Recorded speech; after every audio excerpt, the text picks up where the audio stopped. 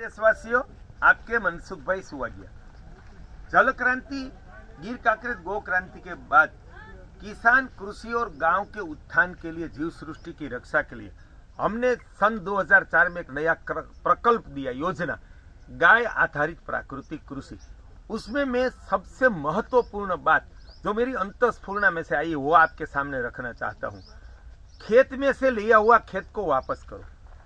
तो हमारी ऋषि परंपरा से हम पढ़ते तो कोई जगह ऐसी बात बताते हैं कि इतना धरती के लिए रखो, इतना गाय और पशु के लिए रखो, इतना मनुष्य के लिए रखो। मेरी समझ में आया है वो मैं आपके सामने रखना चाहता हूँ कि अन्न और उत्पाद हम ले सकते हैं, कपास ले सकते हैं, मूंगफली, अनाज, फल, सब्जी ले सकते हैं, लेकिन उनका पौधा, उनकी बेल, जिसको गुजराती में छोड़ कहते हैं, वो धरती को वापस करना अनिवार्य है जड़ के साथ। अगर हमने वो वापस नहीं किया तो ये धरती एक दिन बंजर हो जाएगी। जैसे हमने बैंक में करोड़ों रुपया रख दिया, बाद में हम जमा नहीं करेंगे, हर रोज पैसा निकालते रहेंगे, तो एक दिन वो शून्य हो जाएगा।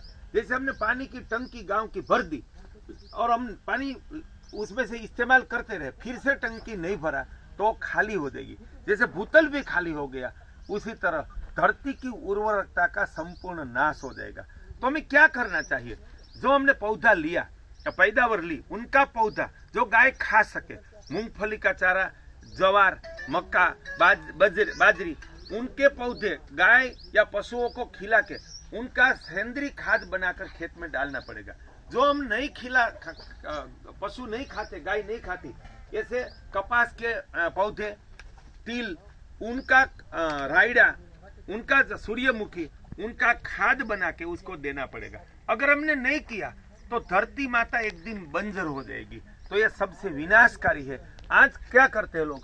कपास की साठी और निकम्मे पौधे जला देते हैं, और जो मूंगफली का चारा है यही ध्रांगड़ा गांव ने सबको बेच दिया। तो मैंने बोला आप धरती माता को बंजर कर रहे हैं।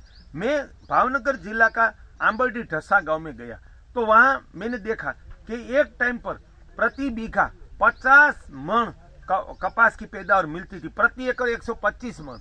हाँ, तो वो आज कम होके 15 मन पर 5 साल से आ गई। तब मैंने पता चला तो किसानों के वहां 400 से 500 गाय थी, 200-300 भैंस थी, और गांव के पशुपालक जो भरवाड़ हैं उनके पास 400 गाय थी। गांव की जनसंख्या बड़ी है, तो वो सब खाद उनके खेत में पड़ता था, डालते थे, तो गौचर का भी पोषण खेत को मिलता था। तो प्रति बीघा 50 मन कपास और मिर्ची का सूखा मरचा 25 मन मिलता था। वो मिर्ची बिल्कुल बंद हो गई, गन्ना बिल्कुल बंद हो गया, कपास 5 साल से 15 मन पर रुक गया है। उनका कारण खेत में से लिया हुआ खेत में नहीं डाला और हमने गाय को निकाल दिया। देशवासियों और विश्व के लोगों को मैं कहना चाहता हूं, अगर हमें धरती को जीवन उर्वरक बनाकर रखनी है तो हमें घर में गाय रखनी पड़ेगी और हमें सेंद्रीय खाद बनाकर खेत में डालना पड़ेगा। तो ये गाय आधारित प्राकृतिक कृषि या किसी भी प्रकार की प्राकृतिक कृषि का मूलाधार है, उनका हम पालन करें। हम अन्न, फल, दाना, सब्जी ले लें, लेकिन पौधे की खाद बनाकर धरती को अर्पण ना करें तो धरती का द्रोह है, धरती माता का, परमात्मा का अक्षम्य अपराध है। तो ये धरती धर्म है, ये कृषि धर्म है, ये परमात्मा धर्म है, ऐसा मानकर हम पौधे की खाद बनाकर धरती में डालें। आपके मनसुख भाई सुवागिया।